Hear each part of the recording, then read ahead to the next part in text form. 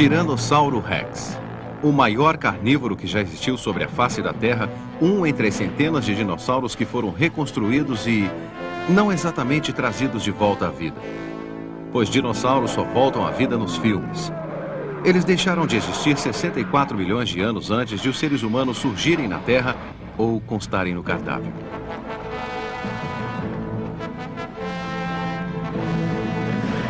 Na verdade, é a imaginação humana que se alimenta de dinossauros. As preferências variam, de criaturas verdes e cômicas ao jogo sério e global da paleontologia. Desde que os primeiros fósseis de dinossauros foram identificados há mais de 200 anos, é a ciência que vem abastecendo a ficção científica. São as descobertas da paleontologia, o estudo dos fósseis e das antigas formas de vida que dão vida aos dinossauros e os fazem povoar as paisagens da nossa imaginação.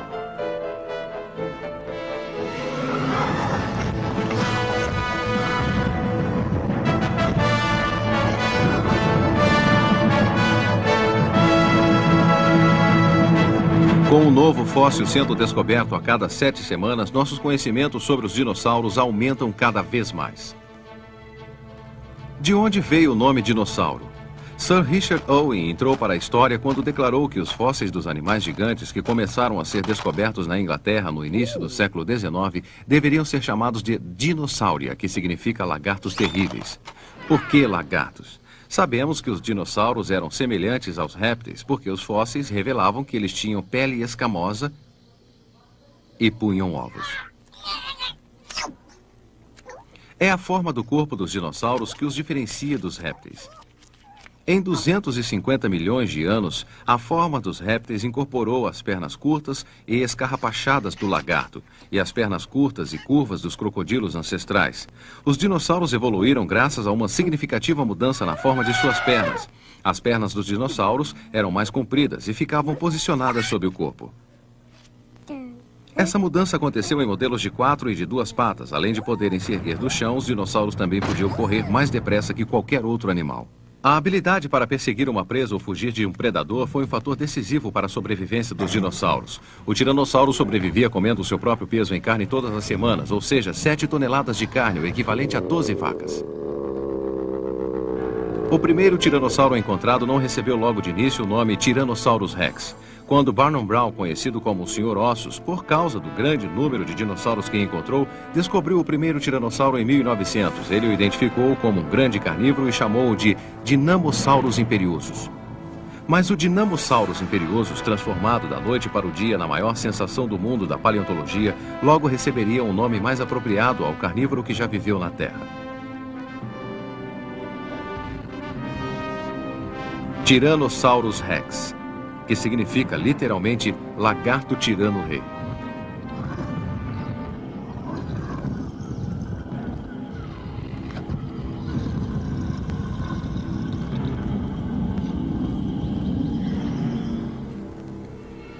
As pessoas vêm encontrando ossos de dinossauros no mundo inteiro há mais de 2000 anos. Pessoas como os chineses, que costumavam chamá-los de dragões. A primeira teoria conhecida sobre a extinção dos dinossauros é atribuída ao escritor Shang Ku, da terceira dinastia. Ele explicava o mistério dos ossos de dinossauros do seguinte modo: o dragão subiu uma montanha e foi até o portão do céu. Como o portão estava fechado, o dragão caiu de volta na terra e morreu neste local. Mais tarde, os ossos se afundaram no solo.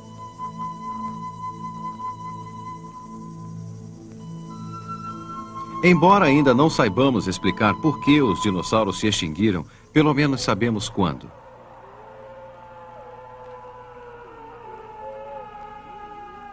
As evidências mostram que há 225 milhões de anos, quando os primeiros dinossauros surgiram, a Terra era um lugar bem diferente do que é hoje.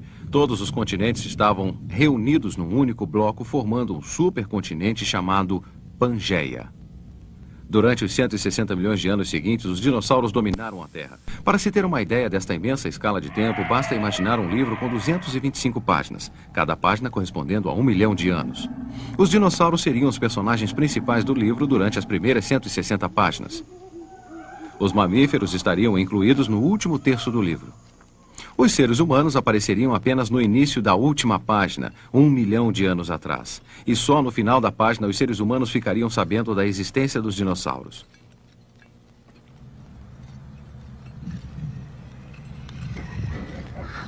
Quando o segundo tiranossauro foi descoberto em 1902, imaginou-se que uma grande perna dianteira encontrada nas proximidades pertencia a ele.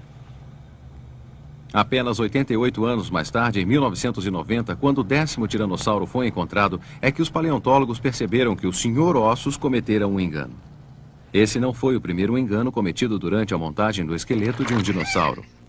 E nem será o último. Quando a prova mais recente a ser desenterrada tem 65 milhões de anos, não é de se espantar que a paleontologia tem uma longa tradição em cometer enganos. Um dos primeiros enganos aconteceu na Inglaterra em 1820. O Dr. Gideon Mantell encontrou alguns dentes fossilizados e desenterrou um iguanodonte, que recebeu este nome por causa de sua semelhança com os iguanas que existem atualmente. O iguanodonte pode ser considerado o precursor da dinomania. Ele fez tanto sucesso entre o público inglês que um modelo não muito preciso em escala natural foi construído no Crystal Palace Park. Antes de o modelo ser terminado, foi realizado dentro dele um jantar de gala para 20 pessoas. A época dos tais jantares de gala terminou há muito tempo, mas o modelo do iguanodonte ainda está lá, como um monumento aos enganos cometidos pela paleontologia.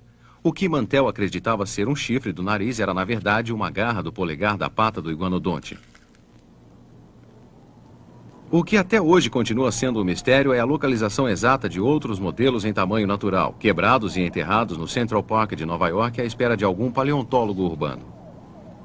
Mas o iguanodonte de Mantell é apenas um exemplo entre mais de 1000 dinossauros espalhados por todos os continentes, uma minúscula fração dos bilhões de dinossauros que devem ter vivido durante 160 milhões de anos, conhecidos como Mesozoica.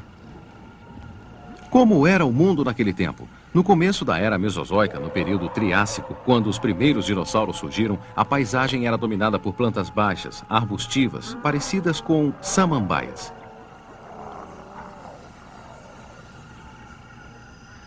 A seguir veio o período Jurássico, quando enormes florestas de coníferas e arvoredos cheios de insetos serviam de pasto para dinossauros herbívoros. Depois veio o período Cretáceo, quando a parte ocidental da América do Norte foi coberta por rios, deltas e pântanos extensos. Nessa época, grandes rebanhos de dinossauros herbívoros eram caçados por um número menor de carnívoros. Plantas floríferas haviam acabado de surgir.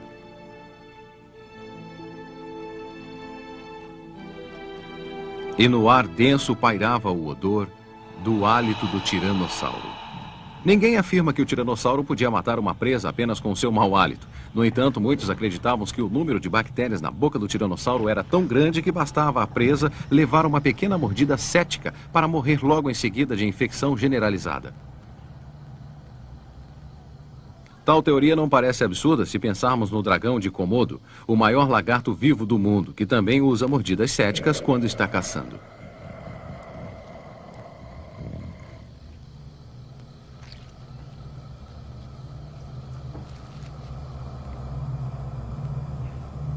Em 1907, Barnum Brown localizou o terceiro tiranossauro. Com dentes de 16 centímetros e crânio de 1,5 metro de comprimento, esse foi o tiranossauro mais completo encontrado até hoje e o maior de todos também durante os 60 anos seguintes à sua descoberta. Mesmo com o auxílio da dinamite, foram necessários 3 verões para desenterrá-lo.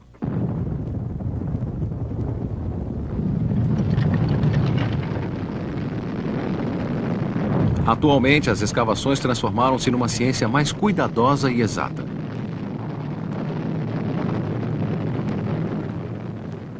Mas revestimentos de gesso ainda são usados para proteger os fósseis durante o transporte.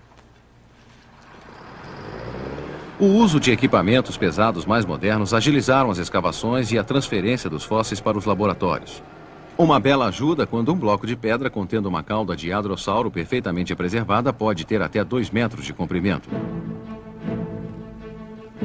Ironicamente, muitos dos equipamentos pesados utilizados hoje poderiam ser considerados descendentes das primeiras máquinas pesadas que existiram, os dinossauros. Muitos dinossauros eram criaturas pesadas, fortes. As primeiras escavadeiras foram os terópodes, enormes dinossauros carnívoros que usavam seu pescoço curto e forte e suas grandes mandíbulas para arrancar pedaços de carne de suas presas. Nosso maquinário tem até garras para rasgar a terra. Os primeiros guindastes foram os saurópodes, imensos dinossauros herbívoros que utilizavam seu longo pescoço para alcançar o topo das árvores. Embora o estegossauro, que tinha o tamanho de um ônibus, fosse um gentil vegetariano, poucos carnívoros dispunham-se a enfrentar a sua cauda cheia de saliências pontudas.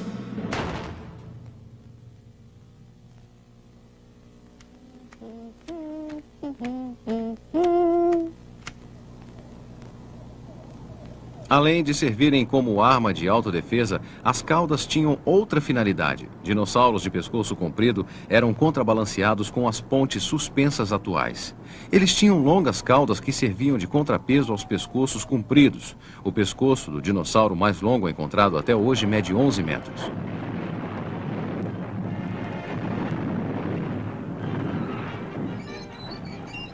Nos dinossauros bípedes, a cauda funcionava como um mecanismo de equilíbrio para contrabalançar diversos modelos de cabeça e de estrutura corporal. Do pequeno filhote de hadrossauro, com menos de 1 metro de comprimento,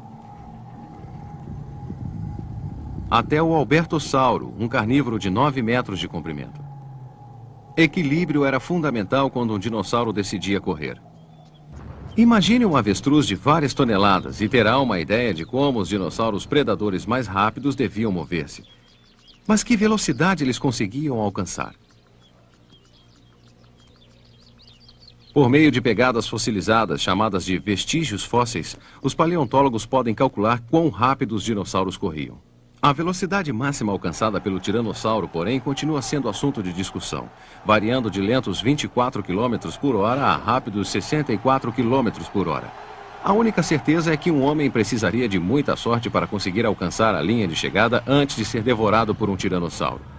Para a sorte dos seres humanos, a única mordida de dinossauro com a qual precisamos lidar é a sua overbite dental. A maior já registrada até hoje é a do Tyrannosaurus Rex, número 4, que foi encontrada em 1966. O estudo da dentição ou da forma, tamanho e desgaste dos dentes nos ajuda a saber quais eram os hábitos alimentares dos dinossauros, que deixaram para nós excelentes registros dentários. A maioria dos dinossauros herbívoros, como este Tricerátopo, tinha dentes molares para mastigar os vegetais antes de engoli-los.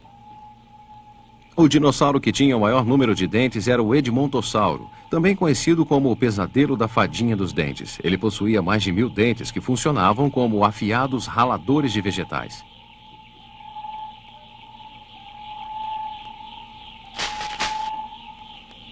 Os herbívoros maiores, como o Diplodoco e o Brachiosauro, tinham dentes em forma de pinos, parecidos com os dentes de um cavalo, que eram usados como rastelos para arrancar folhas das árvores.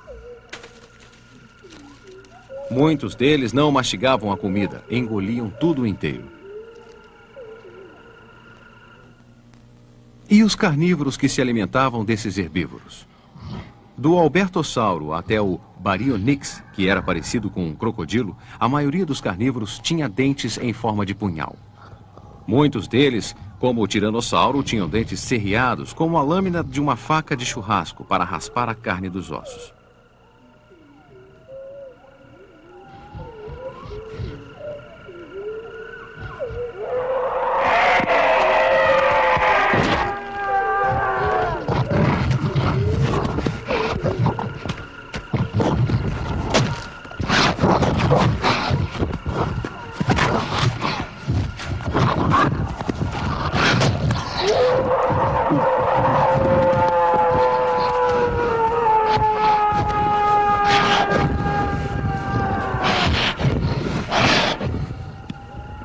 Mas a voz do tiranossauro devia ser pior que a sua mordida.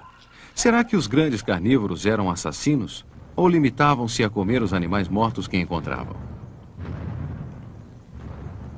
A maior prova de que eles caçavam presas vivas são as pegadas fossilizadas de um terápode perseguindo um rebanho de saurópodes.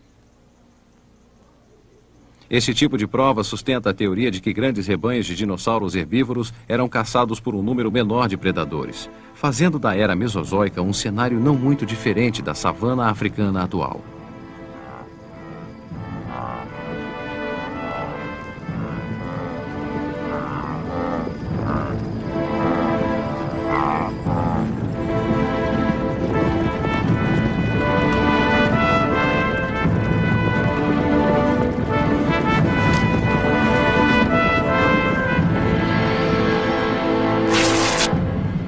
Com garras semelhantes a foices nas patas traseiras, o Deinonychus, ou garra terrível, era um dinossauro equivalente a um lobo ou a um cachorro selvagem, animais que caçam em bandos. Sabemos que o Deinonychus, que pesava 70 quilos, caçava presas vivas graças a uma descoberta feita no estado de Montana, nos Estados Unidos. As provas encontradas no local serviram para reconstruir a cena. Um grupo de Deinonychus derrubou um tenotossauro, mas pagou um preço bem alto por isso. Antes de sucumbir, o tenotossauro matou 4 de seus atacantes. Descobertas semelhantes revelaram bandos de raptores no local de outras matanças. Os dinossauros carnívoros não caçam mais. Agora eles são caçados por grupos de humanos à procura de fósseis. Em 1981, 3 estudantes canadenses encontraram o segundo maior tiranossauro já descoberto até hoje, o Beleza Preta, que recebeu este nome por causa da cor dos seus ossos fossilizados. Só depois da limpeza feita em laboratório foi que se percebeu o quanto o crânio de 1,5 metro de comprimento estava completo. Quando um fóssil é trazido para o laboratório, primeiro tira-se o revestimento de gesso. Depois coloca-se o material num banho de ácido que remove os restos de pedra que cobrem o osso fossilizado. Este processo pode demorar meses ou até anos. Nem todos os dinossauros eram grandes como o tiranossauro. Muitos deles eram bem pequenos. Tão pequenos quanto um pássaro. E eles existiam em todas as formas e tamanhos. O título de peso pesado vai para o Brachiosauro, com 77 toneladas, um peso maior do que o de 2 aviões Boeing 737 juntos. Embora dinossauros maiores sejam, por tradição, os atores principais de muitos filmes, são os dinossauros menores que ocupam a posição de astros no debate sobre os descendentes dos dinossauros. Os esqueletos do Compsognathus e do Coelophysis são parecidos com o esqueleto do Archaeopteryx, a primeira ave. Este elo perdido reforça a teoria de que as aves modernas são parentas, vivas de pequenos dinossauros carnívoros. E os parentes mais próximos de dinossauros maiores como o Baryonyx são os crocodilos.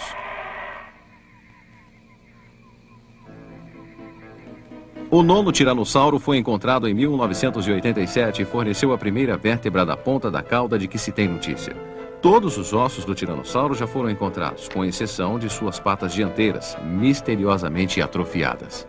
Na mesma região da América do Norte, onde foram encontrados 8 dos 10 tiranossauros de que se tem notícia até hoje, foi feita uma descoberta que mudou radicalmente a nossa visão da vida familiar dos dinossauros. Foi encontrado um cemitério de ossos de vários quilômetros de extensão, contendo os restos de um rebanho de dinossauros formado por mais de 10 mil animais. Pelo visto, rebanhos de dinossauros percorriam o oeste norte-americano, assim como os rebanhos de búfalos de uma era mais recente. O achado mais significativo aqui foram os conjuntos de ninhos. Assim como os pássaros atuais, que nidificam em colônias, esses dinossauros, os maiasauros, também nidificavam em grupos. Os ovos eram postos em ninhos circulares de 2 metros de diâmetro. Cada ninho continha de 20 a 25 ovos de 18 centímetros, pertencentes a vários casais de maiasauro, ou lagarto boa-mãe. Os maiasauros compartilhavam a tarefa de chocar os ovos, alimentar os filhotes e cuidar deles. Sabemos que os filhotes permaneciam nos ninhos para serem alimentados pelos pais porque os ninhos estavam cheios de cascas de ovos pisoteadas.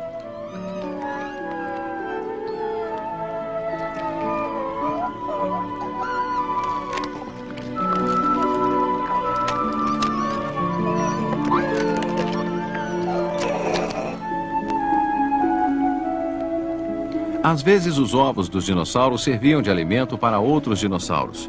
Oviraptores, ou ladrões de ovos, eram dinossauros semelhantes a aves que gostavam de comer ovos crus. Assim como muitas aves e muitos répteis modernos, os hadrossauros precisavam proteger os seus ninhos dos predadores. Provavelmente, os dinossauros também partilhavam outra característica das aves e répteis atuais, o uso do som para comunicar-se com os filhotes. Alguns dinossauros tinham vozes mais potentes que outros. O Edmontossauro, que tinha um saco nasal inflável que amplificava o seu chamado, como acontece com vários animais de hoje.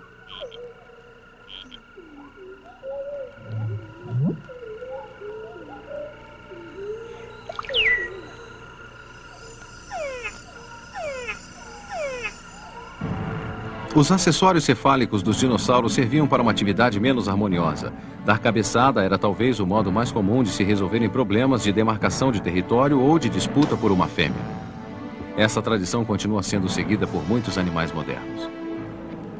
Atualmente acredita-se que o tricerátopo, com seus 3 chifres e seu escudo duro, passava mais tempo dando cabeçadas em outros tricerátopos do que enfrentando tiranossauros.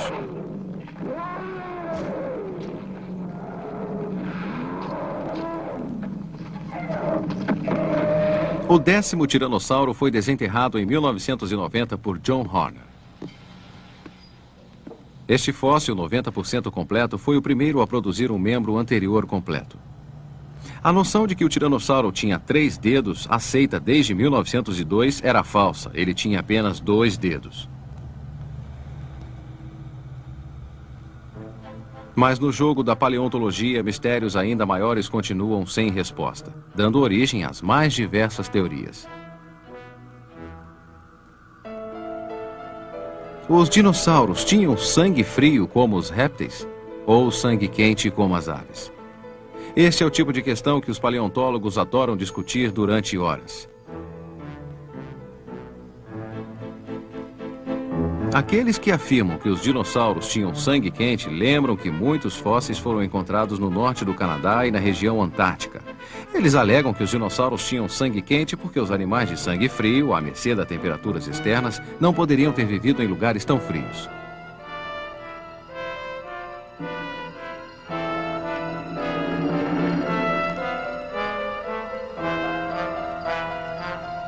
Os defensores da teoria do sangue quente alegam também que os dinossauros deviam ter um coração de 4 cavidades e bombeamento duplo, como o coração dos mamíferos atuais, para fornecer-lhes pressão sanguínea suficiente para bombear sangue pescoço acima até a cabeça.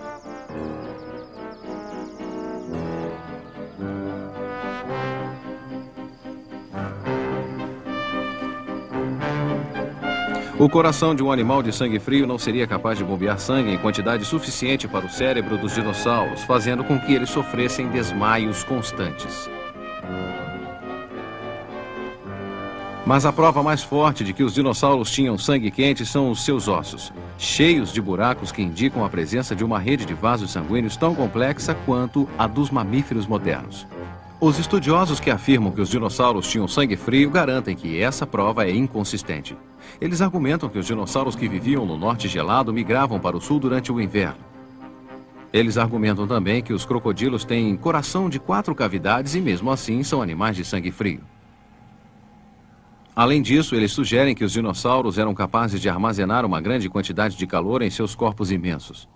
Sangue frio? Sangue quente? Levando-se em conta a falta de provas, talvez a resposta verdadeira nunca seja encontrada. A única coisa com a qual todos os paleontólogos parecem concordar é com o modo como os músculos dos dinossauros ficavam dispostos sobre os ossos. Os especialistas podem ler os ossos observando as áreas lisas, sulcadas ou estriadas e determinando a disposição dos músculos, tendões, nervos e vasos sanguíneos. Colocar pele sobre os músculos, contudo, não passa de um exercício de imaginação.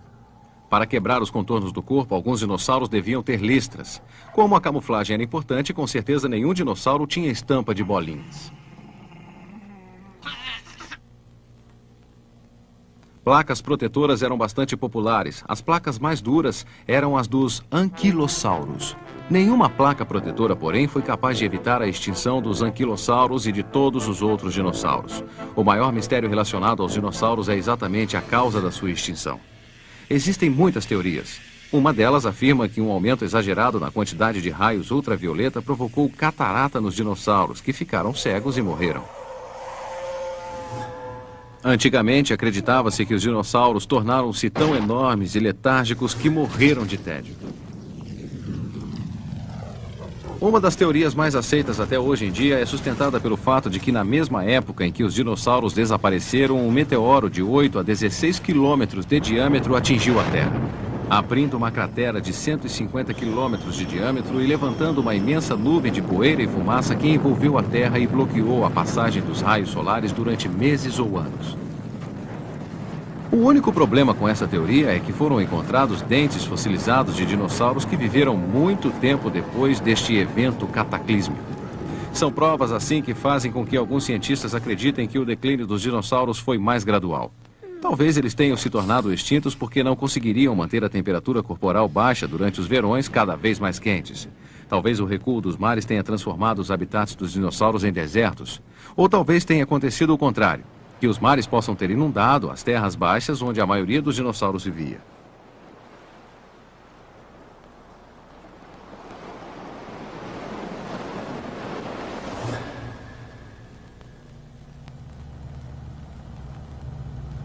Só temos certeza de uma coisa. Depois de 160 milhões de anos dominando a Terra, os dinossauros morreram.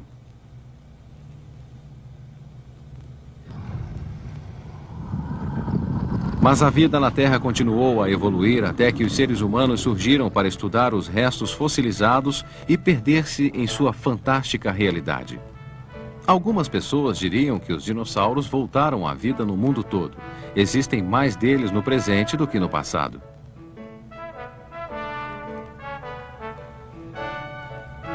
Embora estejam longe de serem reais, talvez sejam filhos nascidos de nossa imaginação fértil, uma evidência concreta dos dinossauros, meras sombras na pedra.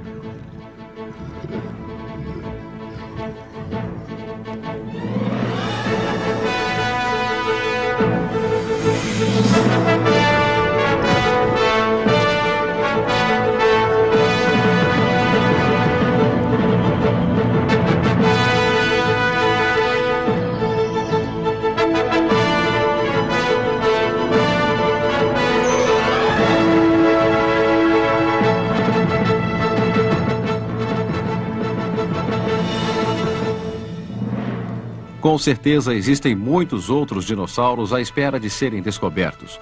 Muitos mistérios novos à espera de serem desvendados. E se é verdade que a vida imita a arte, talvez algum dia possamos trazê-los de volta à vida.